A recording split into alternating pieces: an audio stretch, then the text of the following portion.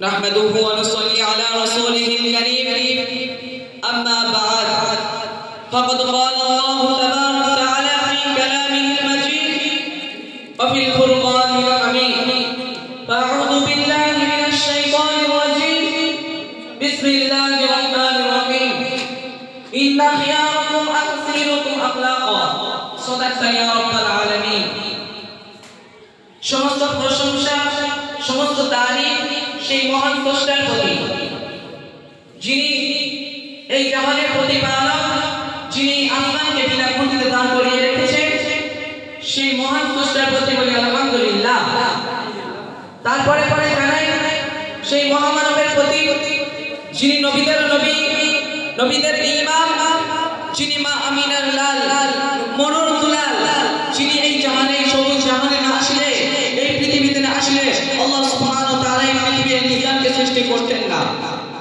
সেই নবী নামে লাখ লাখ দরুদ বর্ষিত করতে করি সাল্লাল্লাহু আলাইহি ওয়াসাল্লাম।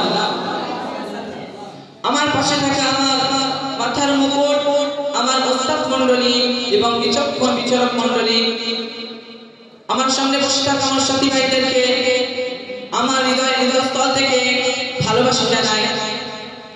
আমি নবীজির আদর্শ নিয়ে কিছু আলোচনা করব ইনশাআল্লাহ। আপনারা আমার দয়ার নবী যখন ইসলাম প্রচারের জন্য তায়েফ নগরের দিকে গেলেন তখন তায়েফের ছোট্ট ছোট্ট বাচ্চারা নবীজিকে পাথর নিক্ষেপ করতে করতে নবীজির গায়ে রক্তাক্ত করে দিয়েছিল। নবীজির গায়ে রক্ত ঝরতে ঝরতে আল্লাহর হাবিব সাল্লাল্লাহু আলাইহি ওয়াসাল্লামের জুতো মোবারক জমাট লেগে গিয়েছিল। নবীজি ক্লান্ত হয়ে একটি জায়গায় বসে তখন আসমান তাকিয়ে আছে, জমিন তাকিয়ে আছে, ফেরেশতারা তাকিয়ে আছে। তখন জিবরিল আমিন আল্লাহ সুবহানাহু ওয়া তাআলাকে বলছে, ও রব্বুল আলামিন তুমি কিচ্ছু বলবা না, তুমি কিচ্ছু বলবা না, তোমার হাবিবকে যে আঘাত করা হচ্ছে, তোমার হাবিবকে যে কষ্ট দেওয়া হচ্ছে, তুমি কিচ্ছু বলবা না। আল্লাহর হাবিব আল্লাহ সুবহানাহু ওয়া তাআলা বলছে, ও জিবরিল আমার হাবিবের কাছে যাও, আমার হাবিবকে গিয়ে সংবাদ দাও যে আমার হাবিব যেটা বলবে